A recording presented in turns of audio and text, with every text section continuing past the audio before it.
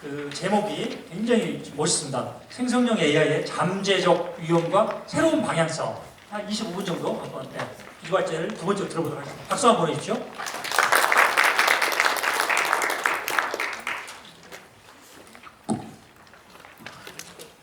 예, 지금 사회자님이 시간을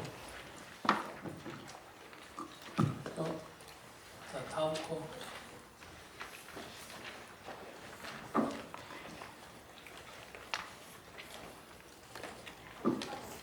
안 돼? 네. 그 제목을 생성형 인공지능, 잠재적 위험과 새로운 방향성이라고 잡았습니다. 시간이 짧아서 자세히는 말씀 못 드릴 것 같지만 일단 첫 번째, 지금 현재 우리는 어디에 서 있는가 하는 문제를 저는 지금은 이제 방향성의 갈등 상황이다라고 말씀을 드리겠습니다. 그래서 저와 같은 철학자가 할 수 있는 것은 이러한 새로운 기술들이 우리 생활에 들어와서 우리의 삶에 영향을 미칠 때 뭘 생각해 봐야 될까 하는 것에 대한 질문을 던지는 게 저희 철학자들의 임무라고 생각이 됩니다.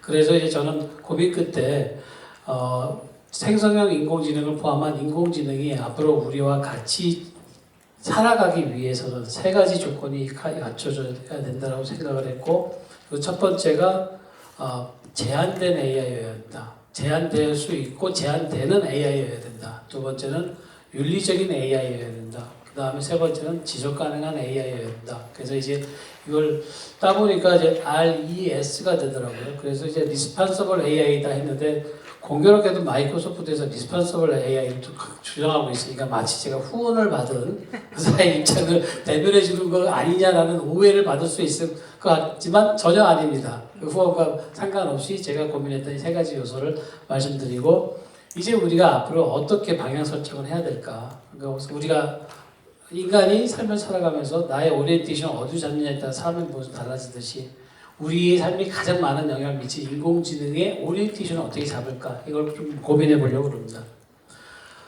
예, 첫 번째 경우는 이제 제가 생각했을 때 비록 인공지능의 역사가 굉장히 짧지만 그 사이에 굉장히 많은 변화가 일어났다. 그래서 저는 이제 그 두 개의 쇼크를 이야기를 합니다. 첫 번째는 이제 알파고 쇼크라고 얘기할 수 있고요. 두 번째 쇼크는 챗 GPT 쇼크라고 좀 할 수 있다고 생각이 됩니다. 근데 이 두 개의 쇼크가 우리가 인공지능에 대해서 충격을 받은 거지만, 그리고 상당히 이 두 쇼크 이외의 쇼크에 대해서 긍정, 부정의 영향이 모두 있었어요. 그럼에도 불구하고 1차 쇼크 때는 인공지능의 기술의 혁신을 촉발시키는 쪽으로 전반적으로 그 분위기가 갔습니다. 물론 미래 시대에 사라질 직업의 유형이 해서 이제 인간이 실직이 된다는 이런 부정적인 얘기도 있지만은 그건 소수였고, 대체적으로 좀 긍정적으로 인공지능의 기술을 촉진시키는 쪽으로 갔다면 2차 쇼크의 챗 GPT는 좀 다릅니다. 여기서는 물론 긍부정의 영향은 있었지만 제가 봤을 때는 그 사람들의 인공지능에 대한 두려움의 뇌관을 건드린 사건이라고 저는 보고 있습니다. 그래서 이 두 가지 쇼크가 조금 같지만 다르다라고 보고, 작년에 있었던 그 샘 알트만의 그 해임 사건과 다시 복귀되면서 결국 그 안에는 여러 가지 이제 이유에 대한 해석이 나오지만 가장 많이 나온 게 이제 인공지능의 개발 속도와 안전성에 관한 내부적 갈등 이슈였다. 그래서 거침없이 개발하고자 하는 과학 기술의 어떤 호기심점에 근거한 어떤 내적인 동력을 어느 정도 제한하려고 했던 것들이 이제는 다 어떤 의미에서는 살짝 고삐가 풀려 있는 상태다라고 저는 보고 있습니다. 그래서 여러 빅테크 기업들이 AI가 등장하면서 윤리위원회도 만들고 윤리 CTO도 만들고 하면서 윤리적인 노력을 하는 듯 보였지만 결국 AI의 그 부서들이 해체되고 팀원들이 떠나가게 되고 그러면서 상당히 좀 약화되는 그런, 그러니까 처음에 등장했을 때 윤리가 필요해 했는데 쭉 살다 보니까 이제 위기가 상존하면 더 이상 위기가 아닌 거죠. 그래서 점점 약해지는 그런 상황이 지금 있다고 저는 보여지고, 그런 상황에서 지금 이제 인공지능 개발의 방향성이 정말 적절하냐, 그 다음에 정말 어디로 가야 되느냐라는 물음이 던져진다고 생각이 됩니다. 지금 보시는 그림, 오늘 이따 두 번째 두 개의 세션에서 이루어질 주제와 관련된 부분인데요. 실제로 지금 AI 아트의 경우에는 자신의 작품을 인공지능에게 학습시켜서 그리고 그림을 그리게 하고 그 위에 있는 작가가 그림이 지금 인공지능작입니다. 그리고 이걸 전시하고 이런 경우에 우리가 언뜻 생각하기 아니 자기 그림을 학습시켰고 그 자기가 이제 구입한 인공지능을 통해서 그림을 그리게 했으면 그 작가의 저작권을 인정해 줘야 될 것 같다라는 생각이 들 수도 있죠. 이런 경우에 한해서는. 근데 우리가 생각해 보면 학습돼 있다가 그 작가의 일하고 한다면 그럼 예를 들어서 피카소의 그림을 학습시켜서 인공지능이 그림을 그린 건 피카소의 저작권을 줘야 될까요? 막 그거 거기에는 아닐 것 같다는 느낌이 많이 들 겁니다. 이런 문제들이 이제는 생겨나기 시작을 했고요. 이 AI 스칼라의 입장에서 마찬가지입니다. 제가 만약에 그럼 같은 맥락에서 제가 썼던 그동안의 논문들을 다 학습시키고 주제를 하나 주고 글을 쓰게 한다면 그 생성형 인공지능이 제1 저자가 돼야 될 것인가? 아니면 내가 교신 저자가 될 것인가? 아니 저자로 등록이 가능한가? 이런 문제들이 생기는 것들이죠. 그 다음에 그 인공지능이 학습해야 할 과연 이제 교육 과정이 필요할까요? 예를 들어서 지금 생성형 인공지능의 학습을 위해서 사용되는 수많은 데이터들이 어디서 나오는지, 이 데이터를 누가 만드는지, 그리고 이 데이터의 사용에 대한 동의를 받았는지를 누가 확인하는지, 그리고 이 학습 데이터가 정말 적절한 학습 데이터인지를 과연 기술자가 결정할 수 있는지, 그리고 만약에 인공지능이 스스로 학습할 데이터를 선택한다면, 그리고 또 만약에 누군가가 또 다른 사람이 그걸 결정할 수 있다면 거기에는 또다시 인위적인 조작과 편향의 문제가 제기가 될 것입니다. 그래서 아마 이제 그 인공지능의 문제가 점점 이제 데이터의 문제로 넘어가고 있고요. 그래서 제가 이제 늘 하는 얘기지만 인공지능이 편향적인 게 아니라 인공지능이 학습한 데이터가 편향적이라는 거예요. 그래서 데이터 관리의 중요성이 굉장히 강조가 됩니다. 우리가 챗 GPT에 놀라워하면서 엄청난 데이터를 공짜로 만들어서 퍼주는 동안 이태리는 그 순간 이제 챗 GPT 접속 금지를 요청을 했고요. 그 오픈 AI로부터 이제 개인정보 수성 기능하고 이용자 연령 확인 장치의 도입을 약속을 받고 한 달여 만에 이제 금지 조치를 처리하기는 했습니다. 그때부터 우리나라 정부에서도 조금 기류가 바뀌기 시작했죠. 이태리 뉴스가 나오면서부터. 또 한 가지 이제 제가 교대에 있으니까 교육에 관심이 많은데 그 우연히 찾아보니까 스웨덴의 경우에는 이 디지털 기기가 아동의 문해력 향상에 오히려 저해가 된다. 그래서 유치 초등학교 단계에서는 디지털 기기 사용을 전면 금지시켰습니다. 지금 우리나라는 디지털 교과서를 만들고 AI 튜터 시스템을 도입하겠다고 지금 엄청나게 푸시를 하고 있습니다. 디지털 교과서를 만드는 건 아무 문제도 없어요. 그동안 모든 정권들 디지털 교과서를 만들려 노력해왔고 지금은 우리가 이제 인세나 이런 해킹의 문제 때문에 주저했던 거지 디지털 교과서를 만드는 것은 큰 문제는 아닙니다. 이게 만들어져 있다고 해도 과언이 아니에요. 문제는 ITS, 그러니까 튜터링 시스템을 도입을 할 때 이게 지금 정부에서는 초개인화한다라고 얘기를 해요. 맞춤형으로 제공할 수 있다. 말은 참 좋은 건데 굉장히 개념적 오류에 빠져 있습니다. 우리가 생각하는 초개인형 맞춤형 교육이라는 것은 만약에 얘가 수학을 잘해. 그러면 수학적으로 잘 키워주는 거죠. 미술을 잘해. 그럼 미술적으로 잘 키워주는 거예요. 근데 여기서 이야기하는 ITS, 그러니까 AI 튜터 시스템은 뭐냐? 그게 아니고요. 목표 도달점 행동이 있으면 여기에 도달하기 위해서 학생들 수준이 다 다르니까 다른 만큼 다르게 가르친다는 거예요. 결국 목표 도달점은 굉장히 획일화된 골 비헤이비어가 있다라는 거죠. 그래서 초개인화가 굉장히 획일화된 교육으로 갈 수 있다는 굉장히 큰 위험성을 갖고 있는 시스템이기도 합니다. 그런데 이런 문제들을 생각해 봤을 때 스웨덴의 이런 사례들도 굉장히 우리가 좀 주의 깊게 봐야 되겠다. 그래서 이런 경우를 봤을 때 저는 이제 그 한스 요나스가 이야기한 개념에 윤리적인 진공 상태라는 개념이 있습니다. 이건 뭐냐면 기술의 발전 속도와 그 기술에 대한 윤리적인 숙고, 철학적인 숙고와 그동안 기술의 발전 속도가 느릴 경우에 같이 갈 수 있었는데 지금은 그 기술의 발전 속도를 윤리가 따라잡지 못하죠. 그래서 생성형 인공지능을 사용할 때 이게 정말 윤리적으로 어떤 문제가 있는지를 고민하지 못하고 그냥 휩쓸려서 사용하게 된다는 거죠. 이걸 윤리적인 진공상태라고 표현할 수 있을 겁니다. 그래서 제가 봤을 때 생성형 인공지능이 가지고 우리가 이러저러 많은 의미들을 생각해 볼 수 있는데 제가 봤을 때 가장 중요한 의미는 뭐냐면 인류 역사상 지식 생산할 수 있는, 지식을 생산할 수 있는 새로운 주체가 등장했다는 겁니다. 지금까지 지식, 어떤 걸 떠나서 인간만이 지식의 생산의 주체였어요. 근데 이제 인간이 아닌 다른 어떤 존재가 인간을 대신해서 지식을 생산할 수 있는 그런 주체가 등장합니다. 그래서 심지어 이 주체가, 물론 여기에 대해서는 앨런 튜링 테스트하고 차이니즈 룸의 딜레마가 있죠. 정말 기계가 사유할 수 있느냐 없느냐, 이게 논란의 여지가 있고, 사유한다고 인정하자, 아니다 그냥 단순한 연결일 뿐이다라고 이야기하는 경우도 있지만, 이게 정말 진정한 새로운 지식의 창출이냐 아니면 그냥 통계적인 앵무새냐, 이에 대한 논란이 계속 있습니다. 그럼에도 불구하고 이게 새로운 지식인지 아닌지 모르겠지만 지식은 창출하고 있다는 건 분명한 겁니다. 그리고 더 나아가서 이제 도덕적인 판단 능력까지 갖춰나가기 시작해요. 그러면서 이제 도덕적 사고력으로 들어가진 않지만 상식적 도덕 혹은 도덕적 상식의 수준에서 판단할 수 있는 주체가 등장하고, 그 다음에 기본적인 데이터들을 가지고 연역 귀납적인 사고 능력을 할 수 있는 그런 어떤 주체들이 등장했다는 거. 이게 제가 봤을 때는 생성형 인공지능의 가장 중요한 의미라고 생각을 합니다. 다음 두 번째는 우리가 왜 인간처럼 대화하고 말할 수 있는 기계를 원하는가? 그러니까 지금 전 세계가 지금 알고리즘을 인공지능을 개발하면서 인간처럼 할 수 있는 인공지능을 만들기 위해서 혈안이 되어 있습니다. 그러니까 그걸 이제 기계의 인간화라고 볼 수 있겠죠. 기계를 인간화하고 만들고, 왜 우리가 그렇게 이야기하고 싶어하는, 인간처럼 이야기하고 싶어하는 챗봇을 우리가 원하는 이유가 뭘까요? 한번 물어봐야 된다는 거죠. 사람과 대화하려면 바로 옆에 고개만 돌려도 사람이 있는데 고개를 안 돌리고 왜 나하고 편하게 얘기할 수 있는 기계를 우리가 원하는가? 그래서 이런 기계의 인간화라고 하는 거, 그 다음에 이제 우리 인간은 점점 기계화되고 있죠.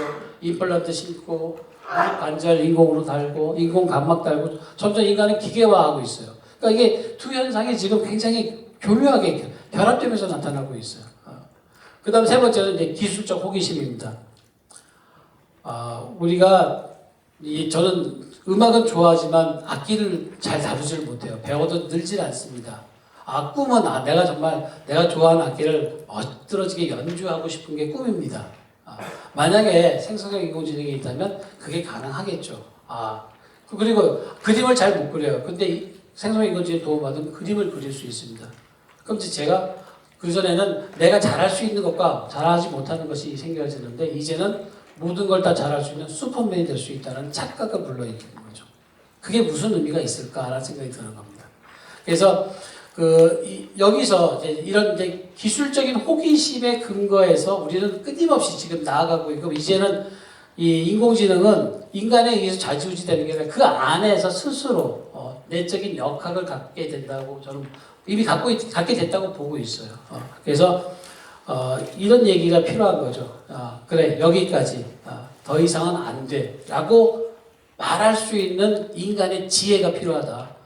아까 우리 미스터 히킨이 가드레일이 필요하다라고 얘기했어요. 그 가드레일을 설정할 수 있는 지혜가 필요한 거죠.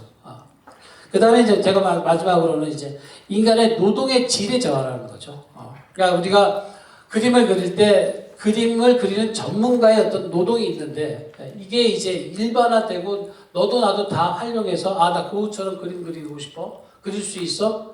그 노동의 가치가 어떻게 보면 저하되고 있는 거라고도 볼 수가 있다고 생각이 됩니다. 그러니까 이런 것들을 좀 우리가 생성형 인공지능 기술적인 문제뿐만이 아니라 이것이 우리의 삶에 들어와 있을 때 우리 삶에 어떤 영향을 미칠까를 고민을 해보자는 겁니다.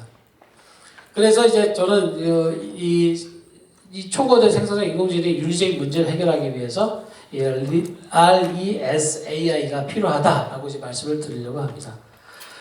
제한된 AI에서 사실은 저는 범용 인공지능은 반대합니다. 그리고 굉장히 국한되어야 되고 제한적이어야 된다라고 입장을 가지고 있습니다. 그래서 크게 이제 기술윤리적인 접근하고 제도적인 접근이 있는데요. 기술적 접근과 기술윤리적인 접근은 다릅니다. 그러니까 기술적 접근이라고 하는 것은 기술이라는 건 목적을 달성하기 위한 수단을 가장 효율적으로 활용할 때 이야기할 수 있는 겁니다. 근데 기술윤리적인 거는 그 효율성이지만 그 효율성이 윤리적이지 않을 때는 그걸 포기할 수도 있는 게 기술윤리적인 합리성이라고 저는 이야기를 해요. 그래서 크게 이제 이 기술적 안전성하고 윤리적 허용성을 실현하기 위해서 이제 기술적인 과정에 윤리적으로 적절한 조치를 구현해야 된다. 기술 따로 윤리 따로가 아니라 기술과 윤리가 같이 들어가면서 데이터를 생성할 때부터 활용하고 만들고 폐기하는 과정 자체마다 다 윤리가 들어가야 된다고 보고 있습니다. 그래서 이제 인공지능 윤리에서 더 나아가서 이제는 데이터 윤리를 이야기합니다. 데이터 에틱스를 얘기하고요. 그 다음에 이제 ethical cleaning of data, 데이터 윤리적 정제. 그래서 이제 데이터의 라이프 사이클을 통해서 윤리적인 절차, 또 윤리적인 가버넌스가 필요하다. 그래서 저는 이제 데이터 윤리의 개념을 크게 데이터 권리가 있고 데이터 책임이 있다. 이 두 가지로 구분을 하고 있습니다. 그래서 이제 데이터 권리는 데이터와 연관된 주체를 설정하고 그 주체를 보호하는 것이지만 문제는 이제 사회적으로 요청된 공공 서비스의 경우에 그러니까 데이터 권리의 공공적 환원 가능성이 분명히 제기되는 경우가 있습니다. 내 데이터라고 해서 아무도 못 써. 근데 공공 서비스의 경우에는 내 개인 데이터가 어느 정도 공개되어야 하거든요. 그래서 이런 경우에 이제 일부 데이터가 사회적인 공공성 증진을 위해서 예외적으로 처리될 수 있음도 확인할 수 있을 겁니다. 그래서 데이터의 라이프 사이클 전체를 거쳐서 윤리적인 고려가 이루어지고 그와 관련된 책임이 디자인되어질 때 데이터 윤리가 확보가 될 수 있고 이 데이터 그러니까 사실 인공지능 윤리는 데이터 윤리부터 시작해서 데이터 윤리가 끝날 수 있다고도 저는 그렇게도 생각을 하고 있습니다.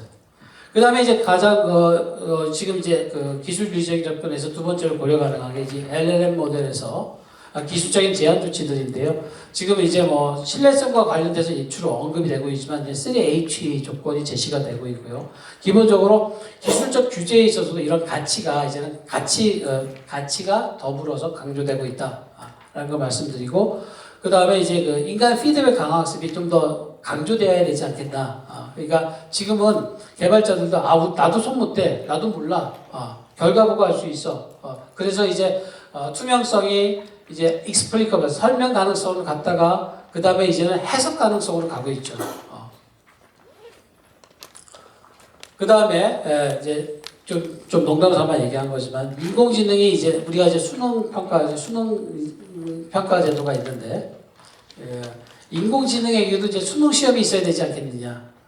그러니까 그래서 인공지능의 어떤 그 구체적인 개발과 학습 과정, 뭐 전체적인 개발 과정에 인간의 관여가 불가하다면 얘가 다 이제 만들어지고 나서 학습 다 하고 나서 학습을 제대로 했는지에 대한 평가가 이루어져야 되겠죠. 그 대표적으로 가장 많이 쓰이는 게 지금 BBQ라고 하는 것과 리얼 턱스티 프롬프트와 트루스풀 Q&A 이게 세 가지가 가장 대표적으로 많이 쓰이고 있는 그 벤치마크라고 볼 수 있습니다. 그래서 이런 것들을 좀 더 체계적으로 해서 알고리즘, 인공지능이 우리가 원했던 학습을 제대로 했는지에 대한 평가를 해야 된다라고 보고 있습니다. 그 다음에 제도적 접근에는 이제 법적 제도와 평가 제도인데요. 뭐 이 부분들은 이제 아까도 이제 얘기가 좀 되어 있고 또 많이 알려진 부분입니다. 그래서 이제 유럽에서는 이 리스크 베이스드 어프로치를 하고 있다. 그래서 그 위험도에 따라서 지켜야 될 어떤 그 제한 조치들을 굉장히 강화하고 있고요. 그 다음에 지금 그 AI 액트에서는 그 기본권 영향 평가와 이걸 이제 강조하고 있습니다. 그래서 지금 전 세계적으로 보면 빅테크들 가지고 있는 미국의 입장과 시장을 가지고 있는 유럽의 입장이 지금 상당히 어떻게 보면 이 AI 리더십을 놓고 지금 이렇게 충돌하고 있는. 그래서 이제 저는 이제 미국의 어떤 그 경우는 이제 빅테크 리더십이라고 저는 보고 있고요. 유럽의 경우에 마켓 리더십이라고 보고 있습니다. 이 두 가지 관점에서 상당히 이제 유럽의 입장에서는 소비자의 입장에서는 좀 대변하고 있는. 근데 이제 문제는 여기에서 제3세계, 한국을 비롯한 제3세계의 소리들은 많이 나오지 않고 있다는 거죠. 그러니까 빅테크도 없고 마켓도 없는 그런 입장에서는 어떻게 해야 될까? 이것도 아마 이제 우리가 좀 고민해야 될 문제이긴 한데 그런 문제와 더불어서 이제 기본권 영향 평가, 그 다음에 이제 AI 영향 평가, 그리고 이제 AI 영향 평가는 이제 사전, 사후로 또 나눠지기도 합니다. 그리고 더 나아가서 이제 유네스코에서 2021년에 채택한 레커멘데이션 on AI Ethics에서 보면 인공지능의 윤리적 영향 평가를 정책 과제로 구체적으로 제시하고 있습니다. 그래서 이런 것들을 보면 이제 영향 평가를 저는 이제 크게 두 가지로 구분해서 시행해야 된다고 주장하고 있는데요. 제가 제시하는 건 준거평가, 크리테리안 이밸류에이션하고 그다음 어토노미 이밸류에이션입니다. 준거평가라는 것은 이제 그동안 인공지능 윤리에서 강조되었던 뭐 책임성, 투명성, 편향성, 뭐 보안성, 안전성 뭐 등등의 이런 어떤 기준들이 있겠죠.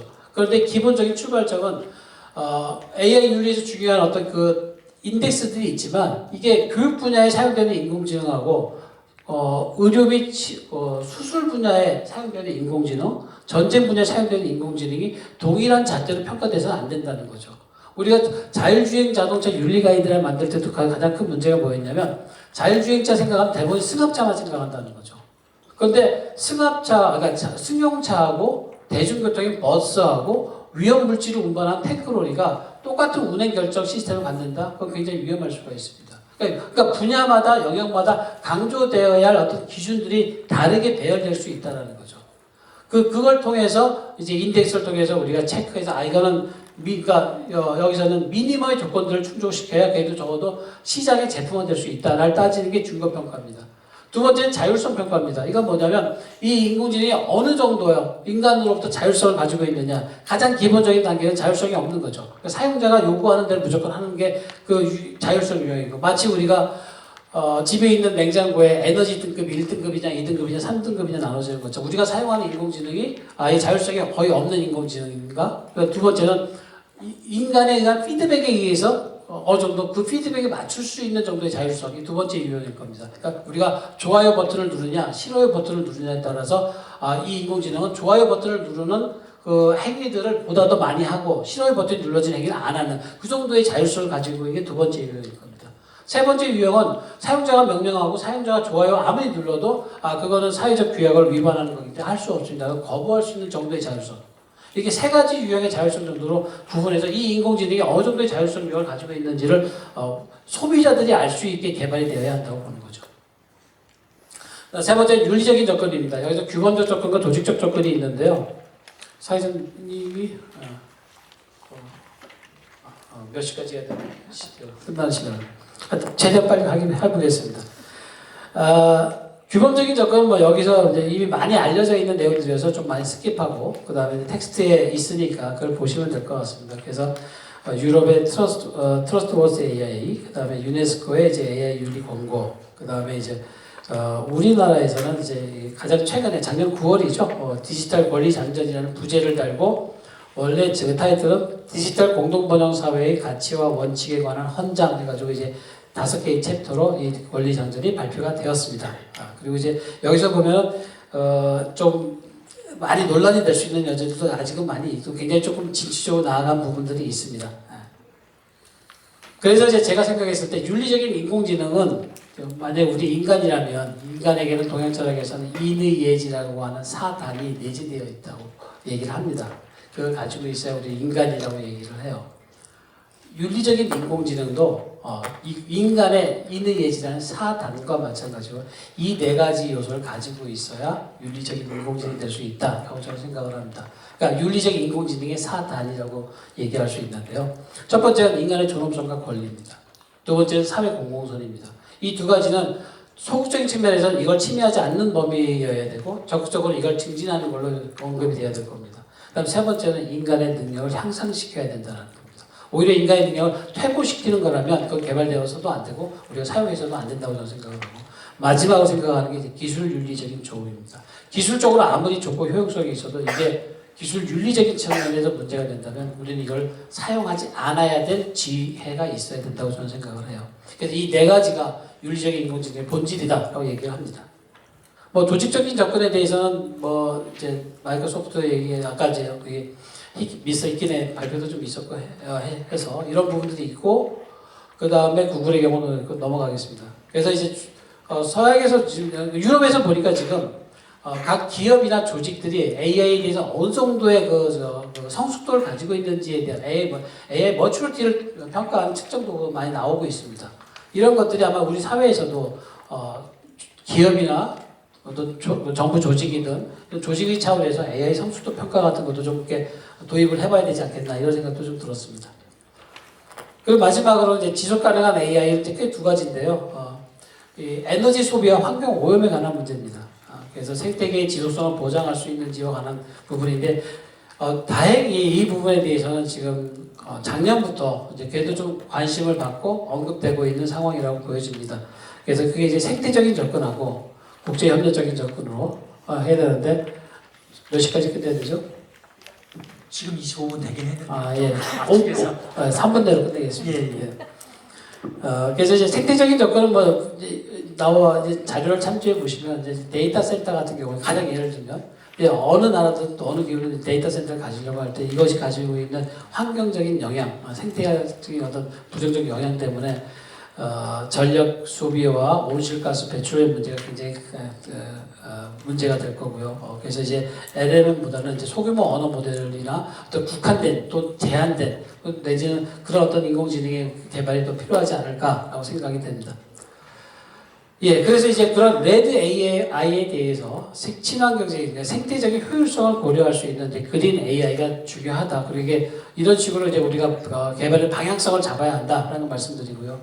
상호 협력적 접근은 아까도 조금 언급이 되었지만 다행히 최근에 이제 그런 어떤 두 빅테크 리더십하고 마켓 리더십이 충돌이 와중에서도 그래도 이쪽에 이제 국가 간의 또는 협력 체계 구축의 필요성에 대해서는 인지하고 있는 것 같습니다. 그래서 이제 작년 5월에 히로시마 AI 프로세스와 그 다음에 작년 12월에 브레틀리 랭크 선언에서 이제 이런 내용들이 담고 있어서 그나마 그래도 조금 이제 좀 더 자국의 관점을 좀 넘어서서 분명히 그렇다고 해서 그 완전히 벗어날 수는 없겠죠. 그럼에도 불구하고 국제 공조의 어떤 필요성을 인식하고 있다는 면에서 긍정적이라고 생각을 합니다. 예, 끝으로 정리하면서 이제 제가 또 공부했던 한 철학자 중에 하나가 이제 한스 요나스라고 하는 책임의 원칙이라는 책으로도 유명한 이 한스 요나스가 기술 시대에 요구되는 책임을 이야기할 때 모든 영역에서 책임을 다하는 총체성, 그리고 끝까지 지속하는 연속성, 또 미래에 대한 것까지도 포함하는 미래성, 이 세 가지를 이야기합니다. 과학기술에 대한 책임, 과학기술을 프로메테우스에 비유하면서 지금 이 현대 과학기술은 사슬 끊긴 프로메테우스다. 그러니까 이 프로메테우스를 다시 우리가 재갈을 물려야 된다는 얘기를 합니다. 그래서 이제 지금의 인공지능을 통해서 살펴봤을 때 이 그림으로 정리가 될 수 있을 것 같습니다. 규제 가능한 AI, 규제되어야 할 AI, 윤리적인 AI, 서스테이너블 AI를 통해서 우리는 리스폰서블 AI를 간다. 그래서 지금까지 나왔던 리스폰서블 AI는 인공지능을 개발하거나 사용하는 사람들의 책임을 이야기하는 거였는데 이제는 이 AI 자체가 책임을 져야 되는, 책임질 수 있게 개발이 되어야 한다. 그럼 그 책임질 수 있게 그 AI의 책임을 어떻게 디자인해야 될까? 이게 앞으로 우리가 좀 더 논의되어야 할 앞으로의 방향이지 않을까? 이렇게 말씀을 드리고 마치겠습니다. 예, 너무 급하게 설명드려서 죄송한데 하여튼 그래도 제가 그래도 말씀드리고자 했던 지금의 어떤 새로운 방향성을 한번 제시해 볼 수 있어서 좋았습니다. 예, 감사합니다.